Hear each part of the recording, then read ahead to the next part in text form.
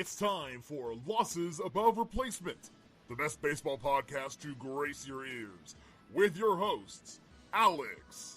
Gosh, I have so many questions. Also, where's my car?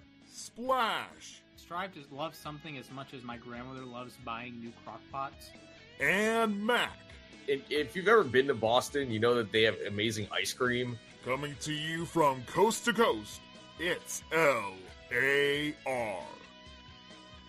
Hello, everyone, and welcome to Losses Above Replacement, the greatest baseball podcast to grace ears. I'm today's host, Matthias Saltman Kursaki, and with me, we have only one co-host today, just a two-man crew. It's Ryan Splash Potts. Alex could not join us today, but Splash, we're recording earlier in the day today. It's Thursday afternoon. How are we doing today?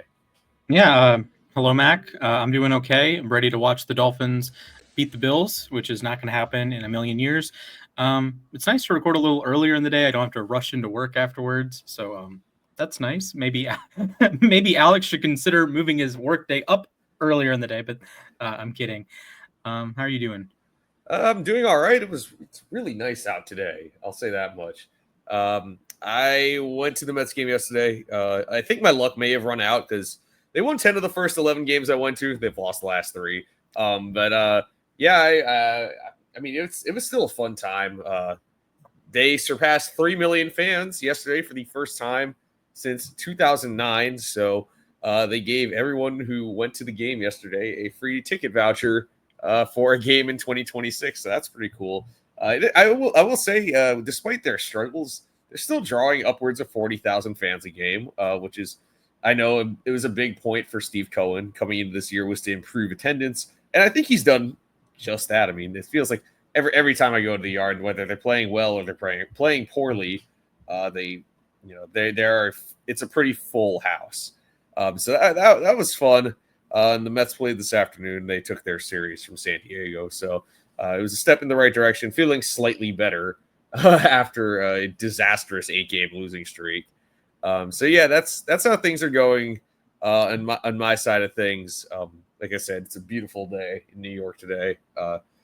We have gotten a brief stretch of nice weather as we tune up for fall, which officially begins this weekend, and which also reminds me that I will be going away at the end of next week. I will be going to Colorado and then over to Santa Barbara.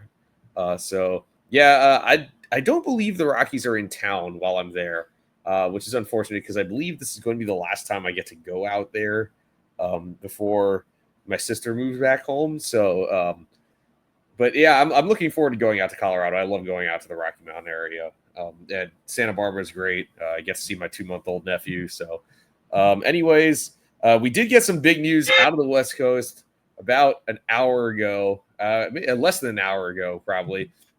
Clayton Kershaw, one of the all-time greats, is hanging it up at the end of the year. At the end of an 18-year career, he retires as a 3-time Cy Young Award winner, 11-time All-Star, and an MVP. I know that some people have their quibbles with him about his postseason performance, but really, I think he goes down as one of the all-time greats, arguably the best left-handed pitcher we've ever seen. So, Splash, just give me your thoughts on Kershaw's career and where do you have him among the all-time greats? You know, if you're making a list of greatest left-handed pitchers of all time, there is a reasonable argument that Clayton Kershaw is the first name on your list. I know there are players that got to 300 wins and players who struck out more batters, and I get that. But when it comes to the name of the game, not allowing other teams to score runs on you, Clayton Kershaw is as good of a pitcher we have ever seen. His ERA plus for his career is 154. Here is the comprehensive list of players who, with 1,000 innings with a better ERA plus than 154.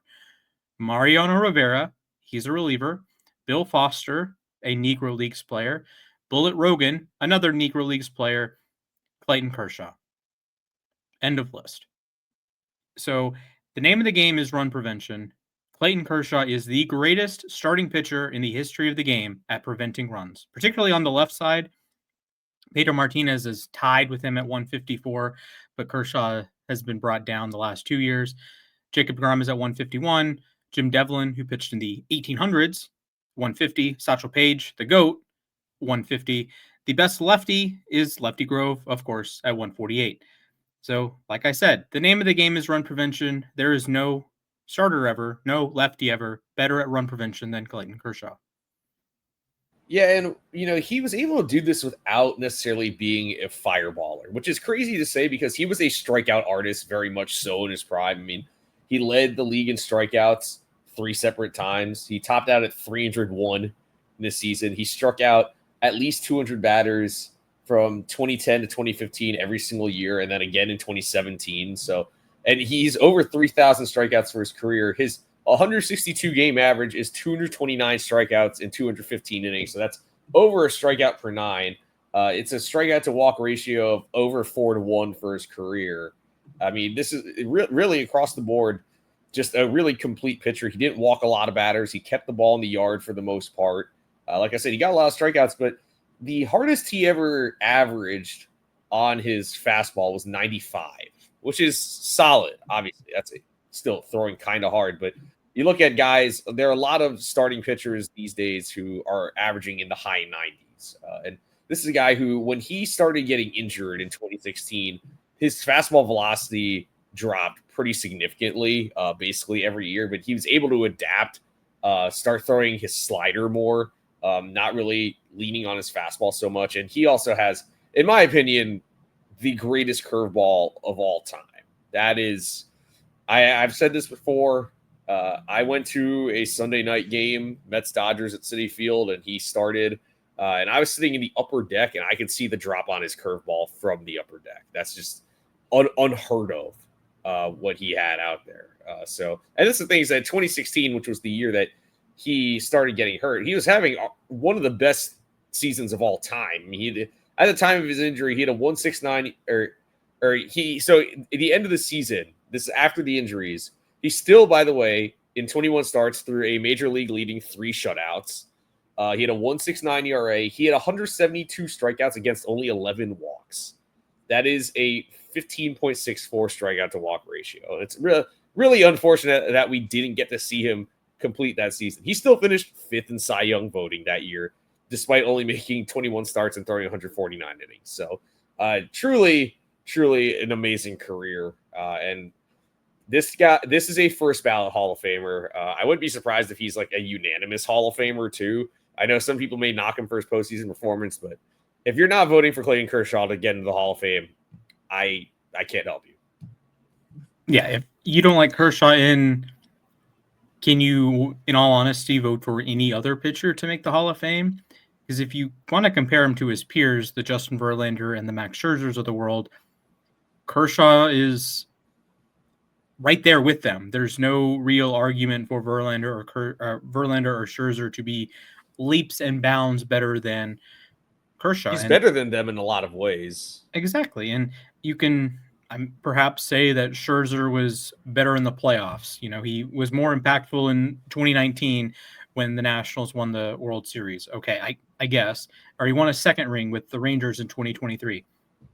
You know what? I guess Verlander has won 2 with the Astros. Okay, I get it. But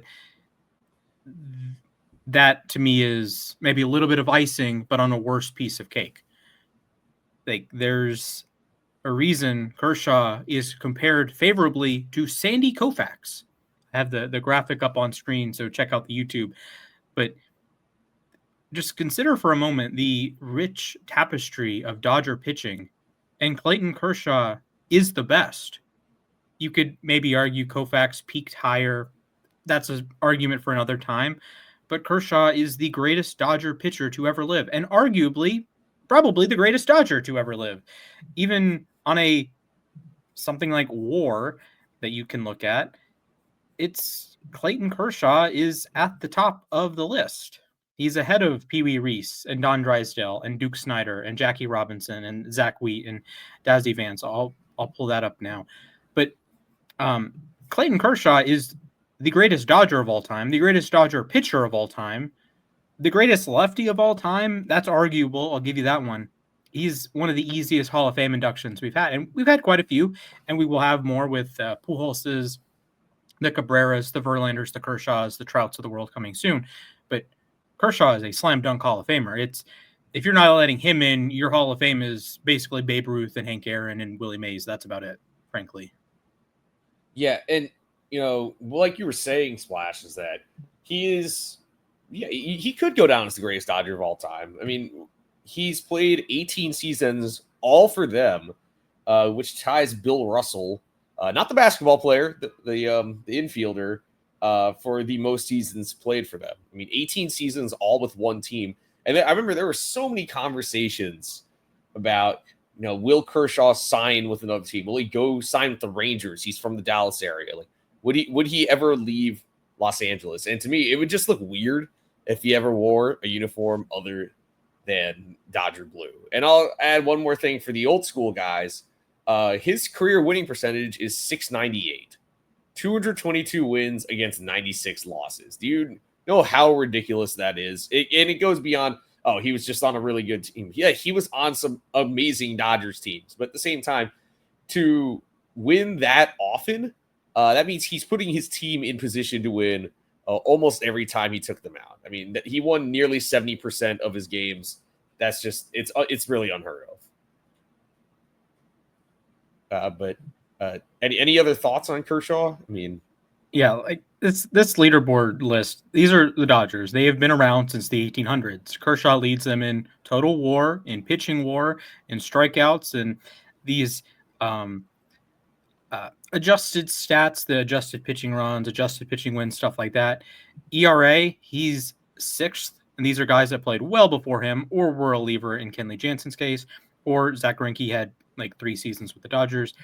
A .698 winning percentage. Yeah, Tony Gonsolin, Julio Urias did not throw as much as Kershaw. Zach Greinke did not throw as much as Kershaw, at least with the Dodgers.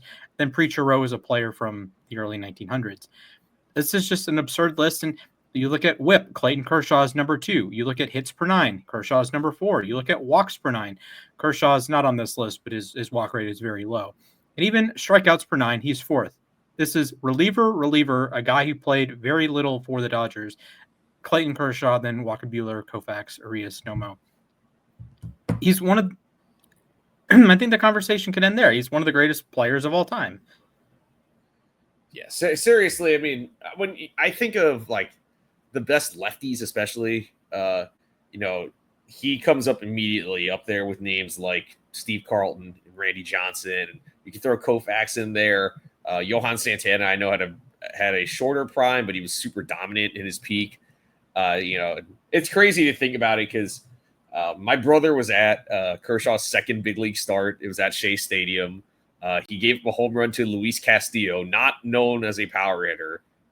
Granted, he was batting right-handed, which was his stronger side, but it was one of those things where I'm like, oh, yeah, this is who everyone's excited about. He just gave up a home run to a light-hitting second baseman.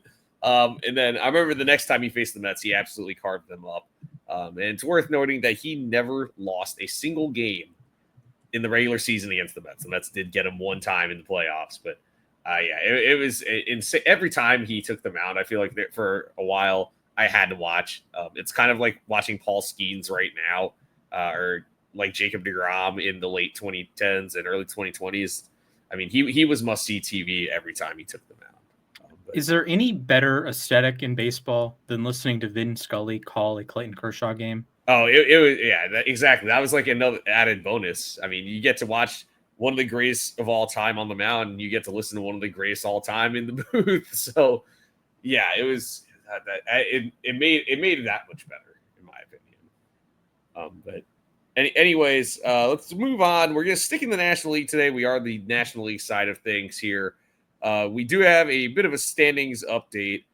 Since we last recorded, the Phillies clinched the National League East, running away with it. They are so far the only team to clinch a division title in either league. The Brewers have wrapped up their postseason spot. They have not clinched their division yet.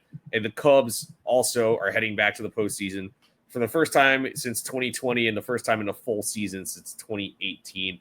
The rest of it goes as follows. The Padres have the second spot, 2.5 back of the Dodgers for the division lead because they just lost. They are 4 up on the Mets, who have a 2-game lead on the Diamondbacks, 2.5 game lead on the Reds, and a 2.5 game lead on the Giants. The Mets have the tiebreaker over the Giants, but as of right now, the Diamondbacks have a tiebreaker on them, and the Reds have the tiebreaker on the Mets too. The Cardinals have fallen out of the race, kind of. They're 5 back, and that's about where it wraps up. So looking ahead, we have about 9 games left, or 10 at most. What's your general take on the National League wildcard race? I think the Mets close it out. I know they had a little 8-game skid on the last couple weeks, but the Reds, Diamondbacks, Giants continue to trip over themselves. They have games against each other, and they'll split those series. And I think the Mets have the clearest path here. I'll pull up the Fangraphs odds momentarily, but they have the cleanest path. They're not relying on other people. They're not relying on other teams to win games, lose games. So to me, they have the easiest path towards the playoffs.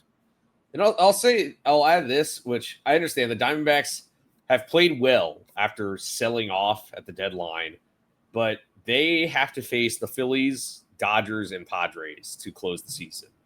And the Dodgers and Padres will probably have something to play for. And heck, the Phillies have something to play for too, in my opinion. They're trying to get that 1 seed. The Reds have to face the Cubs and Brewers. Okay, by that point, maybe neither of those teams have anything to play for. The Giants still have to face the Dodgers 4 times starting today. Those teams have pretty tough schedules. The Mets got through the Padres today. They took 2 out of 3 from San Diego, which is a big, big boost for them, especially after how poorly they played against the Phillies in Philly and how poorly they played against the Rangers over the weekend. Now they get 3 against the Nationals. They have to take care of business against the Nationals. It's been a huge issue this year. They've played down the competition a lot. And they have to take care of those games against the Marlins. But ideally, those games in Miami don't matter. It'll be interesting to see if those games against the Cubs matter. If the Cubs are still fighting for a playoff spot, they're fighting for the division title, then they will be going full throttle. But more than likely, the Cubs will be that 4 seed in the NL. But yeah, I think the Mets, like you said, they have a clearer path to the playoffs. They only have one real tough opponent coming up. Granted, the Marlins always tend to play them well. And I still have scars from 07 and 08 when the Marlins sent them packing at the end of the year. So I think these 3 teams probably stay put. I am curious to see, though, if the Padres can catch the Dodgers.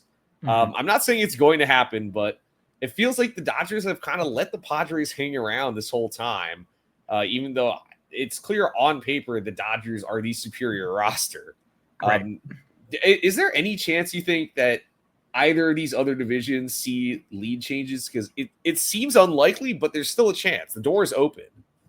Maybe next week when we talk about the American League, there might be some shaking up in the American League Central. But, I mean, Philly's clinched already. Milwaukee is right behind them. And I think the Dodgers will end up taking the NL West.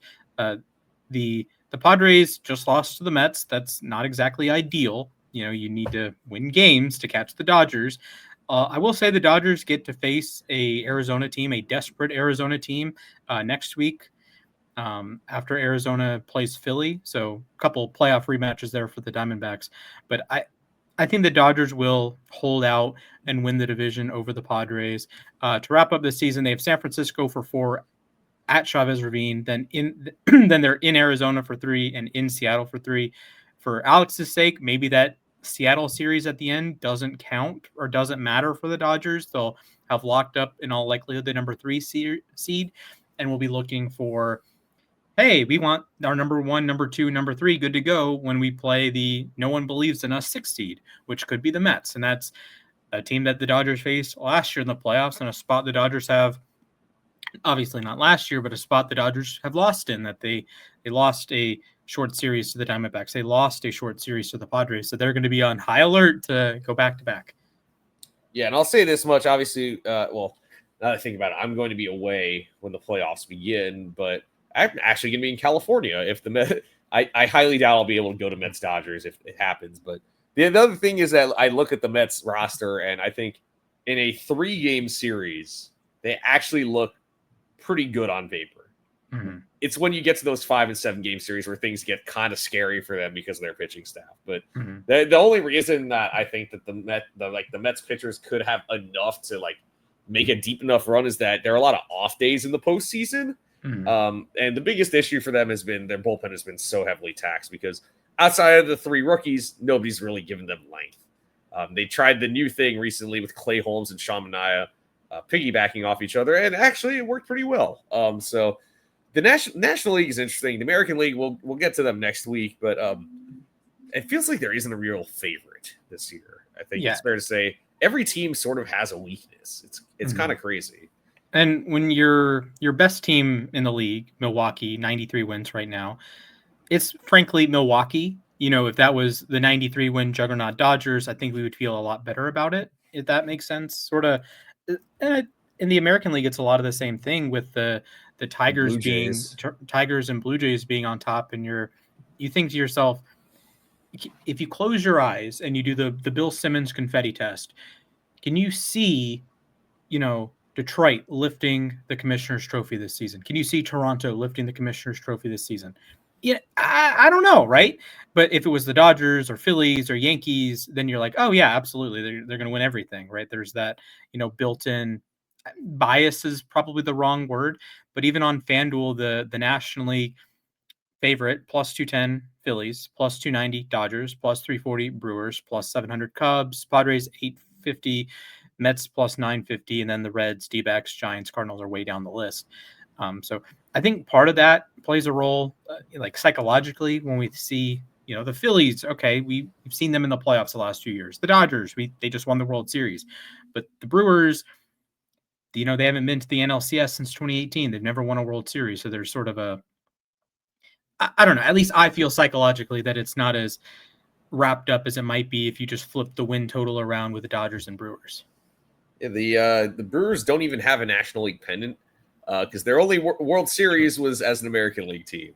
They lost in 7 games to the Cardinals in '82. But I mean, the Brewers are such a fascinating team because really they don't have like a ton of superstar power. I feel like, but they churn out wins every year. It's like there's no rhyme or reason, but they somehow will magically win over 90 games every single year, no matter who's on their roster. Quinn Priester has turned into a really good pitcher for them. They haven't lost one of his starts in 4 months. 13-2, 3.25 ERA. Yeah. They've turned him into an elite pitcher, at least this season. You have Turang, who's an oddly shaped, terrific player. We talk about WAR, right? Well, WAR highlights that and says Bryce Turang, an elite defensive second baseman who steals a ton of bases and hits for some average, walks enough, not much power in the profile. Huge month of August. Yeah, exactly. More power in August than the rest of his career. So a 121 OPS plus doesn't jump off the page, and OPS below 800 doesn't jump off the page, but 5 wins above replacement does. William Contreras, not as good of an offensive season as he had in years past. He's at 4 WAR. Freddie Peralta leads the National League, leads the majors, in fact, and wins 5.4 WAR. He's been excellent this season. So you have the pieces there, but it's the Brewers. We do need to see it. This is the team that lost a home playoff game to the Mets last year to break their season. 2 home playoff games, but yes. Fair. Lost a home playoff series to the Mets last year. Devin Williams, he's not your problem anymore, so maybe they'll get it done. I don't know. Yeah, and now that I think about it, they haven't won a postseason series since 2018. Yep. The Rockies. Yeah. They swept the Rockies, and then they almost beat the Dodgers that NLCS. I feel like the 2018 Brewers were arguably the best Brewers team we've seen, at least in the National League. 2011 team was great, obviously, with Braun and Fielder. And the 2008 team, based on CC Sabathia's hope and prayers. CC Sabathia, yeah. And also, I mean, that was another Braun had another monster year that year. But 2018, that was the year Yelich was MVP. He nearly won the Triple Crown. Jesus Aguilar was really good. Mike Moustakas, I remember they picked up that year. They were a really, really tough out. And then their bullpen with Hader and Jeffress and Knable and Soria. They had so many guys. This year's team, I feel like, I mean, honestly, I'd take the 2018 team over this year's team. But anything can happen in October. And we'll get to the American League next year, but boy, the Tigers are, I hate to say this, they're entering 2007 Mets territory. They had a 6.5 game lead entering this week, and it's down to 3.5. We'll get to that next week, but that division is not over at all. The National League West, I'd say, isn't over. I feel like the National League Central, as much as I like to think the Cubs maybe have a run in them, they're 5 back. I don't expect anything to change here. The Brewers have at least on Fangraphs, a 98% chance to win the division. Yeah, that makes sense. Yeah, the West, the Dodgers are 94%. Then even if you jump over to the AL West, we have some chaos here, but we'll get to that next week. And the Central, the Tigers were as high as 99%, 99.8% last Thursday. So you are looking at the inverse of the graph last year, and I'll show the graph last year with the Tigers. Let's see, make the playoffs. The Tigers graph, folks, that they're basically doing what they did last year in reverse. They had which is not a good thing. No, 0.2% chance to make it on August 10th. They make it September 27th.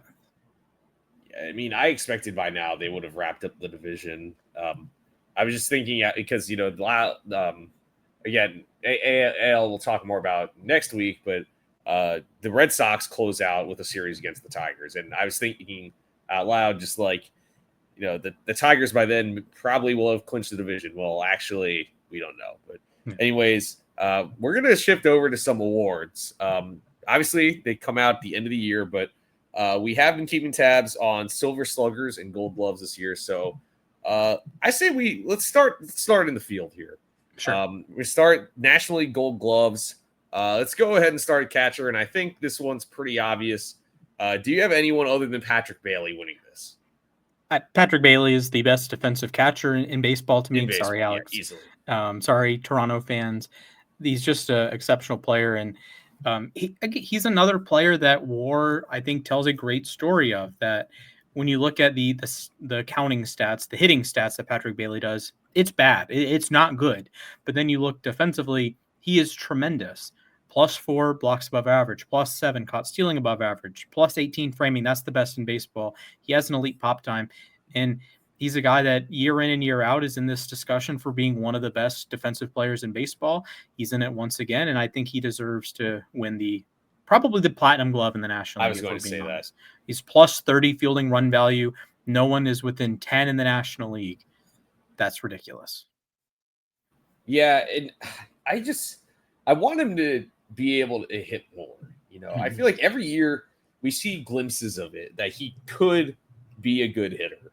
And he's only a 68 WRC plus, but if he could just get that even up to like 90 or 95, we're looking at a guy who can get MVP votes. Bailey's the runaway. Like you said, I think he should be the Platinum Glove winner too. And frankly, I think it'll happen. I mean, I feel like catchers tend to get that award. Mm-hmm. So anyway, let's slide over to first base. And I have one of your guys, Matt Olson. I think he's the best.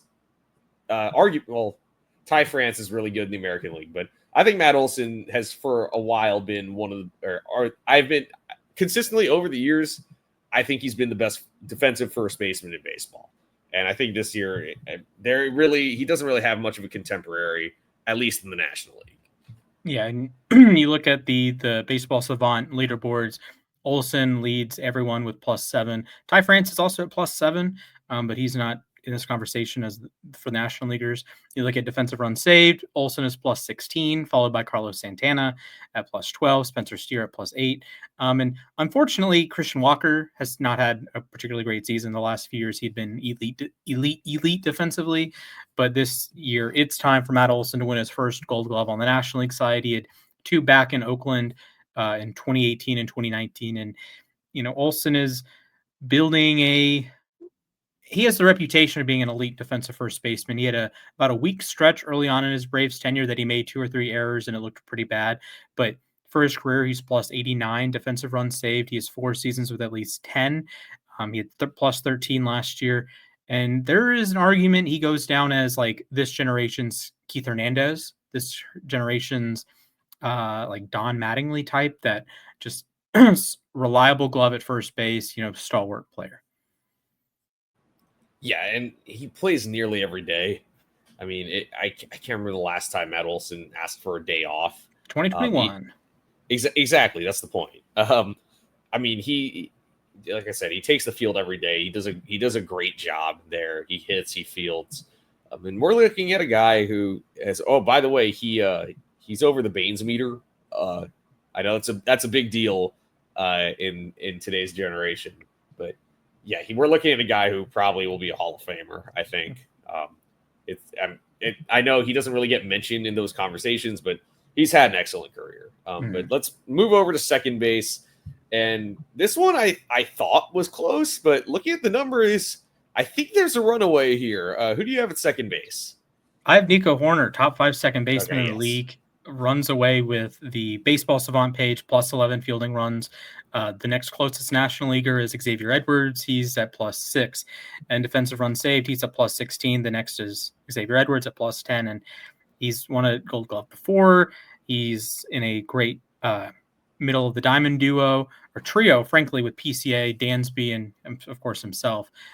Just a tremendous player. And the classic example of move a good defensive shortstop over to second base and they become like an elite defensive player. And, Horner was awesome at second or awesome at short. Then he goes over to second to accommodate Dansby Swanson, immediately wins a Gold Glove. And this year, I think he should win another Gold Glove. Yeah, and I agree because, Bryce Terang, who we mentioned earlier, in the past has been an excellent defensive second baseman. And defensive runs saved tells you he's still above average. He's still 7 defensive runs saved, but he's actually below average by outs above average, which I think is interesting. I still think of him as a pretty slick fielding infielder. And another guy who was a shortstop originally, now playing second base.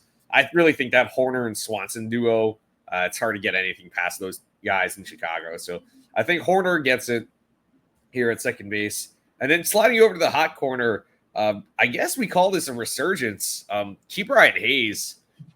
Boy, I mean, I knew his bat would pick it up in Cincinnati. His defensive numbers are really, really nice this year. 21 outs above average.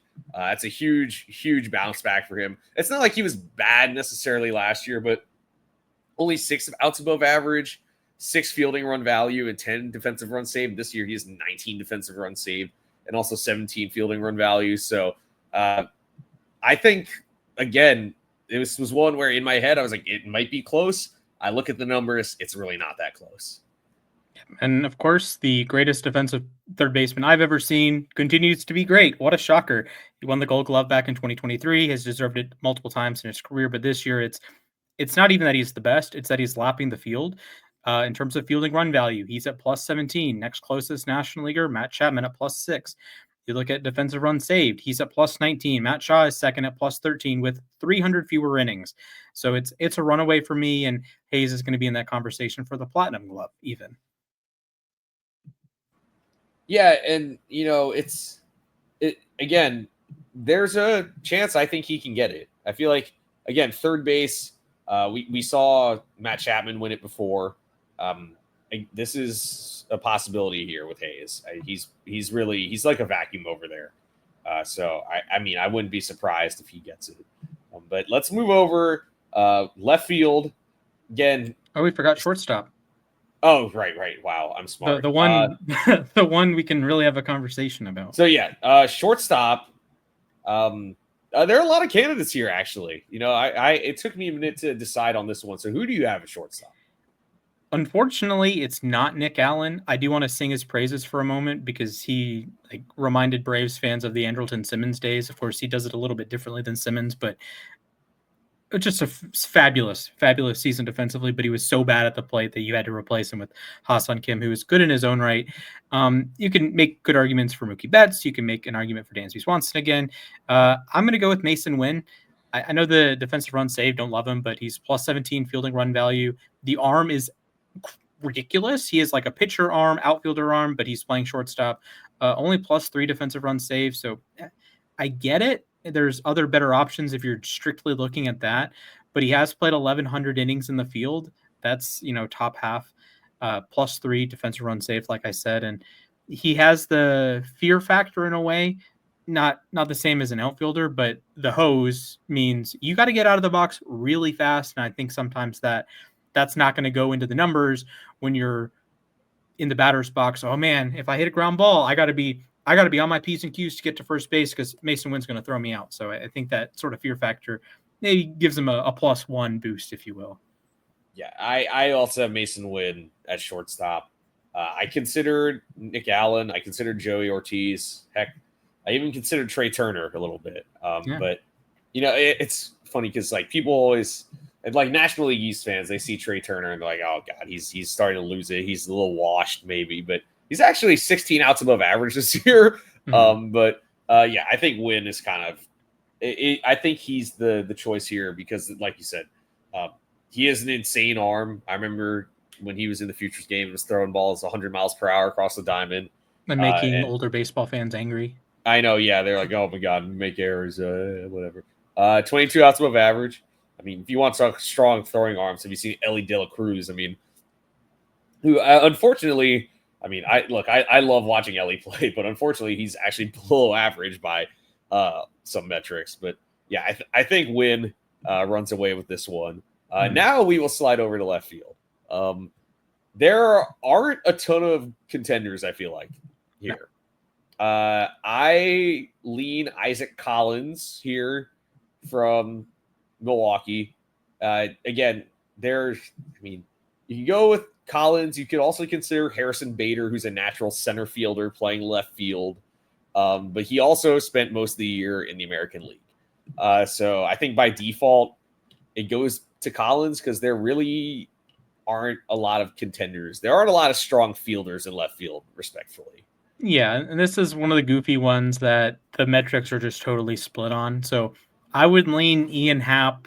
He's +8 defensive run saved, but -1 fielding run value. So there's not really a good option because even Isaac Collins is way down the list on among left fielders in terms of fielding run value, and it's not even.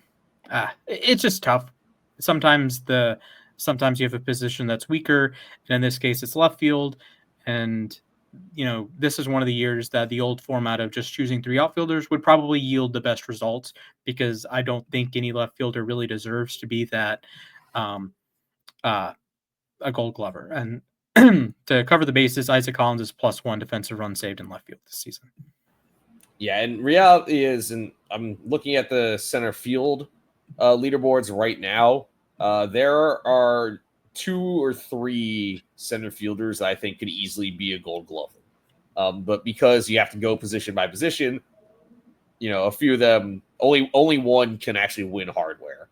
And I think there's an easy answer here. Pete Crow Armstrong, I know that his bat has tailed off in the second half, but by all metrics, he's easily the best defensive center fielder in the National League. You can make a case he's the best major league center fielder. I know Cedon Rafaela has had a great year in Boston, even though they keep putting him in the infield for some reason. But yeah, PCA, another platinum glove contender. Absolutely. And he is so good defensively that it has kept me maintaining he was the MVP for like 2 months, even after he stopped hitting. I've moved off, unfortunately, but +19 fielding run value, +15 defensive run saved. I think that's a easy conversation. Shout out Victor Scott. He's been tremendous in center. Shout out Jacob Young. He's been tremendous in center. Obligatory shout out to Michael Harris.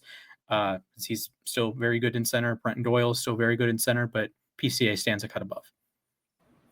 Yeah, and I like I said, I know his bat has fallen off, but he does enough with the glove where the Cubs have to keep him in the lineup every single day. And I know Jacob Young for Washington is another guy where like he provides very little with the bat in his hands, but with his speed and defense, he gets an at bat basically every single day. And we're gonna move over to right field to round things out. Or I guess, do you have a pitcher pick too?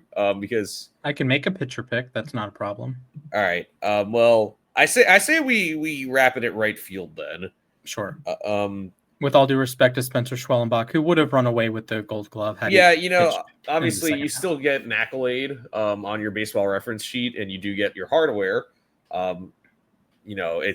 We're going to go to right field here. It's harder to pick a pitcher Gold Glove award. Obviously, like with Silver Sluggers, it was different, I feel like, when pitchers still got those. But I actually think there is a bit of a conversation in right field. Just looking by the different metrics, there are two contenders here, I think. And I'm going with Fernando Tatis Jr. I know he is actually a step behind Corbin Carroll in terms of outs above average, but he has 18 defensive runs saved, and his arm is, I think, one of the best in the majors. He's just, I would not want to run on him ever. Although today he made a kind of a mistake overthrowing the cutoff man. But I think in terms of checking all the boxes playing right field, going from being a shortstop to playing right field at an elite level is really impressive. And Tatis just keeps doing it. So he's my Gold Glover in right field. Yep, and I agree. 2023, he was the Platinum Glove. He was like ridiculous defensively. Wasn't quite as good last year, but this year he was insane in 23. I remember. Yeah, this year he's been a plus. He's +9 fielding run value, tied for most among all right fielders with Willie Abreu, and he's +18 defensive runs saved. That's also tied for first, but this time with Adolis Garcia. So I think that's a pretty cut and dry for me in right field. Yeah, so those are our 9 guys.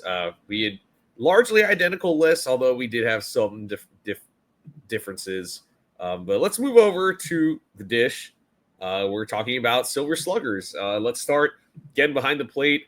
I'm going with Will Smith from the Dodgers. I know that he has sort of slumped in the second half and he's been banged up, but we're talking about a guy who's still really good offensively. He has an OPS a shade over 900. He's at 901. He's still a 153 WRC plus. So I understand that he does not qualify for the batting title right now, but I think he makes up for it with his rate stats. So he's my pick for catcher. Yeah, this is a tough one for me, honestly, because as someone of an award snob, right, I want to reward players for playing a full season and for, getting that 501 plate appearances to, qualify for the batting title. But Will Smith is lapping the field here, quite literally, that his Fangraphs offensive metric is 24.3. That is more than twice anyone else. Hunter Goodman is second at 11.2. So, he's been the best offensive catcher in the National League. But does he have the volume? I think he does. He's at 436 plate appearances. I think that's totally fine. Hunter Goodman has 30 home runs. That's awesome. So if you want to rule out Smith because he doesn't qualify for the batting title, for catchers, I can be more lenient, I'll say. Like second baseman, yeah, you need to qualify. Or third base, yeah, you need to qualify. But I'll go Will Smith, but if you disqualify him because he doesn't have enough plate appearances, Hunter Goodman's a fine pick. 30 homers, 7 RBI, or 87 RBI, hitting 280 as a catcher. That's nice. 528 slug. He does play at Coors, but a 120 WRC plus entering play today. So, yeah. So, I mean, that's the thing is that Goodman's had a nice offensive season. He's been a bright spot on a Rockies team that has done a lot of losing this year. He was their all-star game representative and deservingly so, actually. I mean, his numbers don't lie. He was a good catcher, and offensive catchers, they've been hard to come by, I feel like, over the years. And Will Smith, before he got hurt, was in the running for the batting title. It's been a while since we've had a batting champion that was a catcher. I believe Buster Posey in 2012 was the last one. But let's move over to first base, where I think there is some discussion to be had. 3 or 4 worthy contenders here. Who do you lean here? Alonso went deep today, I know, so his numbers are up a little bit. Who do you have at first base? I do think Alonso is probably the pick. Of course, you can make a strong argument for all 4 of these guys. Maybe Harper a little less so because he missed about 25 extra games compared to Alonso and Olsen. Olsen does lead in WRC plus entering play today. Of course, Alonso homered today. Olsen and the Braves are off, so that number will fluctuate a little bit. Olsen leads in offensive rating by very marginal amount. So Alonso and Olsen, I think, are the cut above. Not only do you have the equivalent, OPS, equivalent OPS plus, they're all, in the same ballpark here. They played an extra 2 weeks compared to Freeman and an extra month compared to Harper. So Alonso or Olsen, flip a coin. If you care about home runs and RBI more so, you can go Alonso. If you care more about on base, you can go Olsen. I think either one's fine. Maybe Olsen would have a better case if he gets to 30 home runs, gets to 40 doubles, gets to 100 RBI. That probably helps him out. While Freeman and Harper have had great seasons, but not quite up to Alonso and Olsen. Yeah, I think Alonso is who I lean to. Like I said, he went deep today, so his OPS is actually up above 870 again.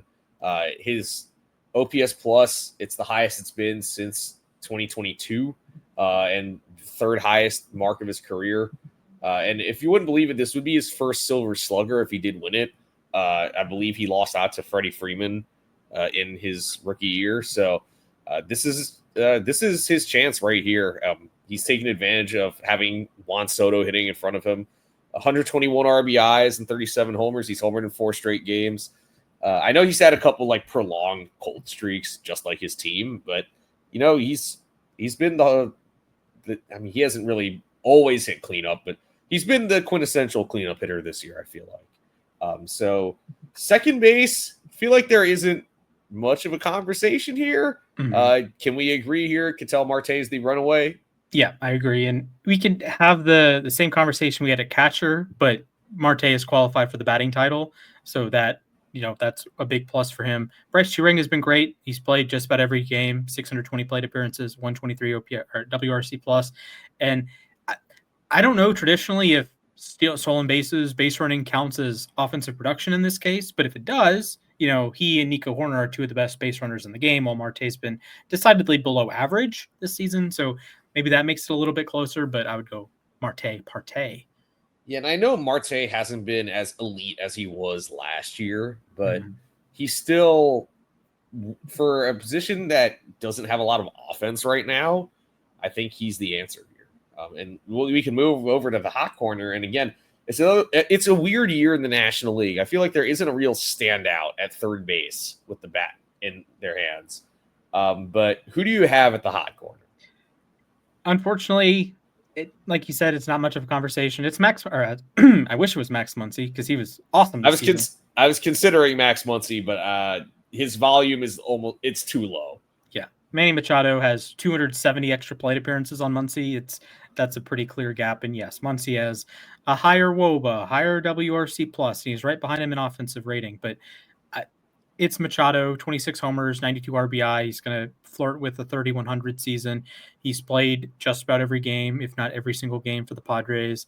And I have no qualms. Muncy and Suarez had great cases. They both have WRC pluses over 140 in the National League. I know Suarez has struggled in Seattle, but when you kneecap your competition like that, and then Chapman has missed an extra 30 games compared to Machado. He's at a 123 WRC plus.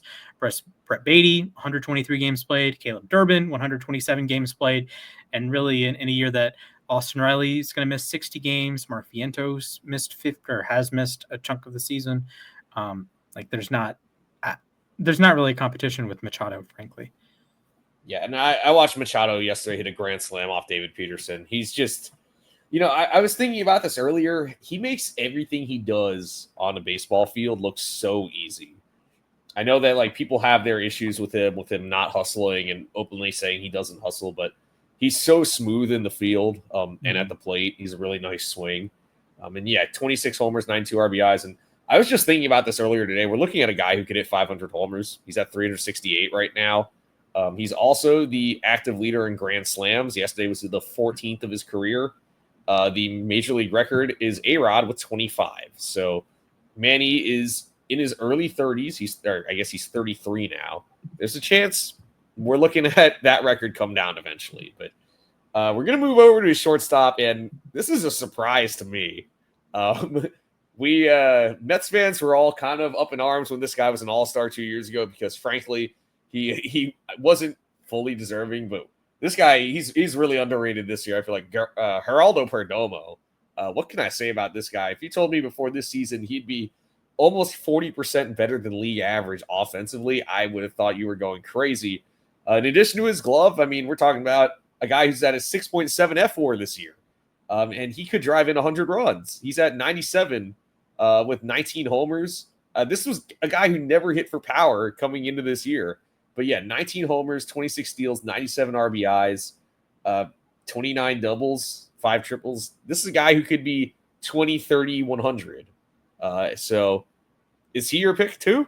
Absolutely, man. He's loading up the stat sheet, if you will. And I like to see a 13% walk rate from your shortstop. Like, that doesn't grow on trees.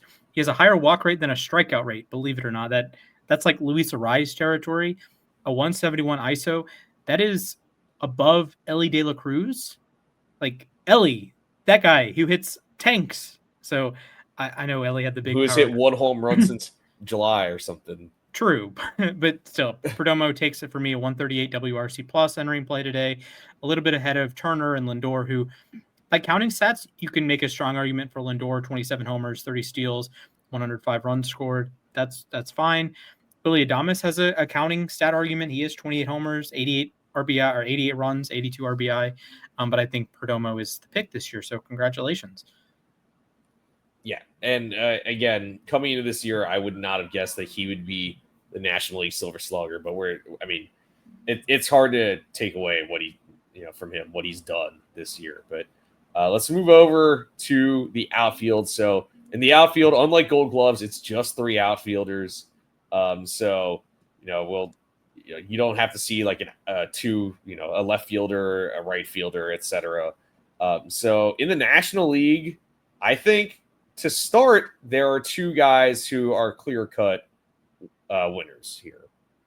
Juan Soto and Corbin Carroll. I think those 2 guys, do you have any argument against those 2? I'm not sure as Carroll has 100% lock, but I'm good with Soto. Okay. Because I look at things this way. Carroll is about to have a 30-30 season. He's at about a 140 WRC plus. You put it all together, this is a 6-win guy at the plate. And then Soto, obviously, we don't have to go over. It's Soto. Yeah. Despite all the naysayers, he's at a 155 WRC plus entering today. He's tied his career high with 41 homers. He drove in his 100th run today and stole his 33rd base. Yeah, he's pretty good. He's pretty good. Yeah. So, all right. So, who are your other 2 outfielders then? So, from this volume perspective, if you appreciate volume, you can look at Fernando Tatis, James Wood. They've played 148 and 149 games respectively. A 129 WRC plus for Tatis, a 120 OPS plus for 125 for James Wood. If you care more about the raw triple slash, Carroll 139 WRC plus, Kyle Tucker 139 OPS or WRC plus. Unfortunately, my guy Ronald clears everybody, but didn't play in enough games, so tough scenes. I would lean with Carroll and Tucker as the superior offensive options. I wouldn't knock someone for saying Tatis and Wood, though. I think Carroll and Tucker have played enough. They're both going to clear 600 plate appearances. Like you said, Carroll's going to be 30-30. Tucker's going to be right around 25-25 with absurd efficiency as a base stealer. He's walking 15% of the time, a 200 ISO. Carroll's at a 286 ISO, slugging 545. Like, that's awesome. So I'd go Soto with Carroll and Tucker right behind. Yeah, so I have Carroll as my second outfielder. The tough part for me was deciding on a third outfielder. Before he got hurt, Kyle Stowers had a compelling case, I think. 148 WRC plus. I mean, this is a guy who's really broken out this year. He really deserved that All-Star game nod. Tatis, again, he's been great this year. Wood has really struggled in the second half, and Kyle Tucker, it's unfortunate because he just caught fire after a brutal slump where he hit a home run for about 2 months. He was just catching fire and then he got hurt. But I guess putting it all together, I have to go with Tucker. By offensive value, he's the 3rd best outfielder in the National League behind Corbin Carroll and Juan Soto. So Tucker gets it. I really, really wanted to give this to Stowers. But I think from a volume perspective, he's missed 6 weeks now, and he's not going to qualify for the batting title. So I'm going to go with Tucker, Carroll, and Soto. Absolutely. And then, of course, there's one more spot to go, the designated hitter. Is this much of a conversation? Sorry, Philadelphia fans. It's not. And listen, Yeah, you could have had me if it was 100 years ago, I'm just kidding because you can't. Ohtani's been unbelievable. 51 homers. So if your big case is like in the American League with the MVP race, if your case is the home runs and RBI, well, the home runs are pretty even in the National League. American League, Cal has a bit of a lead there. Yeah. The RBI, yeah, sure. Schwarber has 33 more entering play today. Ohtani scored 31 more runs batting He leadoff. also bats leadoff. Yeah. It's insane. If you care about batting average, Ohtani wins by 39 points right now. On base, 24 points. Slugging, Kyle Schwarber's calling card, he's about 50 points behind Ohtani. Even in ISO, he's 8 points behind Ohtani. So Ohtani is everything Schwarber wants to be and more. He's stolen about twice as many bases. If you care about that, he's a much better base runner. It's Ohtani. Yeah, Ohtani, and obviously we're not discussing the big awards today, but he's going to run away with the MVP. And join Barry Bonds as the only players with 4. Respectfully to all the other contenders, including Juan Soto and Kyle Schwarber, and you could even consider PCA here. This is Ohtani by a lot. Anyways, so those are our Silver Sluggers. Let us know if you agree or disagree with us at LAR_baseball on Instagram and Twitter. But anyways, I have a trivia segment prepared for Splash. So today's theme, we came on the air talking about Clayton Kershaw and his excellent career. So today we are going to do an exercise. Clayton Kershaw has faced all 30 teams in his career. His first time ever facing the Orioles was about a week ago, or I guess 2 weeks ago at this point. But he has beaten 29 of the 30 teams. Okay. What I'm going to have you do, Splash, is name every team he's beaten until you figure out who the only team is that he hasn't beaten. Okay. Before this is an immediate troll, did you mean he's beaten 28 of 29 teams? He's faced every team except for the Dodgers. Okay. That was going to be the I think I know what team he hasn't beaten yet. But he's beaten 28 of the 29 teams he's faced. Okay. If you name the team, then the trivia segment is over. I don't know if that's a win or a loss. I think that's a win. Yeah. I think I have to go 28 for 28 for it to be a win. Oh, okay. Okay. All right. All right. I'm going to just assume he's beaten the Giants. Correct. That is the second most. He's beaten them 27 times. Okay. Diamondbacks, 16. Padres will clear out the rest of the division. Diamondbacks, Padres, Giants, Rockies. Correct. So the Rockies, he's beaten the most 29 times. 29-11 lifetime. Padres 24-11. Diamondbacks 24-12. Okay. And does this include playoffs? No. Okay. All right. National League Central, Pirates, Reds, Cubs, Brewers, and Cardinals. Correct. So Cardinals 12-6, Cubs 10-4, Brewers 9-6, Reds 8-2, only 4-3 in 14 starts against the Pirates. Okay. PNC merchant, apparently. All right. Braves, Marlins, Mets, Phillies, and Nationals. Yep. So 11-0 lifetime against the Mets in the regular season, 2.15 ERA. Yeah, he kind of cut them up. What is it? Where am I looking for? I'm looking for the Braves. 6-1, 13 career starts, 2.49 ERA against the Braves. Only 4-7 with the 2.7 ERA against the Phillies. Which is kind of crazy. 14-3 with a 2.3 ERA against the Nationals. And 7-5 with a 2.8 ERA and 15 starts against the Marlins. All right. American League. So we got to go 14 for 15 here. Minnesota Twins. The Minnesota Twins. He's 1-1 in 2 career starts against them. 1.64 ERA. I believe his win was the game Dave Roberts pulled him. Correct. Perfect innings. All right. We're going to go. I think I'll clear out the AL Central. If I hit a mine here, fine. Cleveland, Detroit, Kansas City, and the White Sox. All right. So, 2-1, 6 career starts against the White Sox. 2-0 and 2 career starts, including a complete game against the Royals. 1-0 in 5 career starts against the Guardians. 1-0 with a .47 ERA, including a shutout against the Tigers. Not bad, not bad. All right.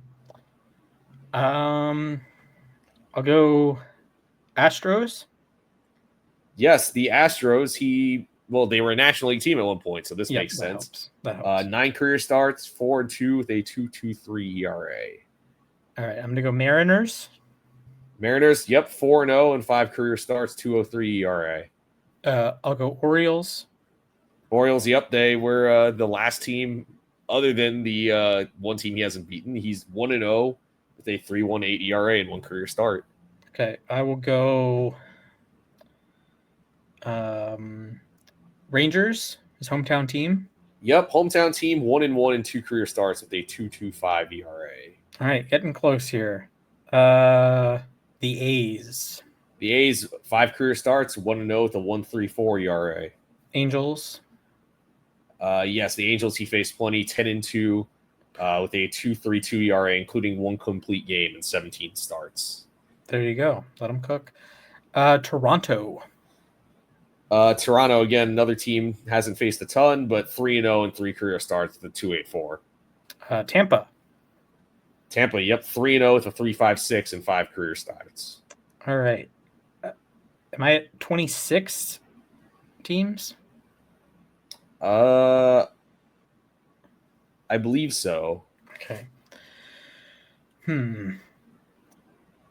So we got Astros, Rangers, Mariners, A's, and did I clear out the National or the AL West? Astros, Rangers, Mariners, A's. Yeah, you cleared it. You cleared out the West. Okay, great. Then we got Toronto, got Tampa, Baltimore, New York, Yankees. New York, 1-1 with a 1.85 ERA in 5 career starts. All right. Do I have any more to guess? Let me double check right now. Wonderful. Do do do do do do do do do do do do do. Well, congratulations. You have cleared every team except the one that he did not beat. All right. That would be the Boston Red Sox. Correct. my logic here is obviously the National League, just volume there. American League. Before recent years, the Dodgers obviously did not play every team in the American League every season. So besides the Angels, because they played them a lot. So my thought was maybe the years the Red Sox were good happened to coincide with the years they played the Dodgers. And I know he struggled against them in the playoffs back in 2018. So Red Sox, you're the winner here. Yep, 0-1 with a 7.71 ERA and 1 career start against the Red Sox, at least in the regular season. They also beat him in the postseason a couple times. So that helps. Yeah. Wow. Congratulations. You went 28 for 28. Let me cook. Without ever guessing the Red Sox, which is pretty crazy. Nice. If you wouldn't believe it, the only time that he's faced of the Red Sox in the regular season was also this year. He got beat by Garrett Crochet at Fenway Park. Okay. So, yeah. If you my logic was totally incorrect. Wonderful.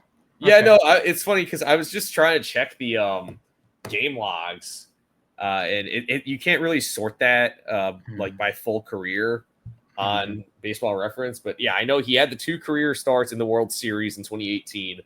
And yeah, I guess this was his first regular season start against the Red Sox this year.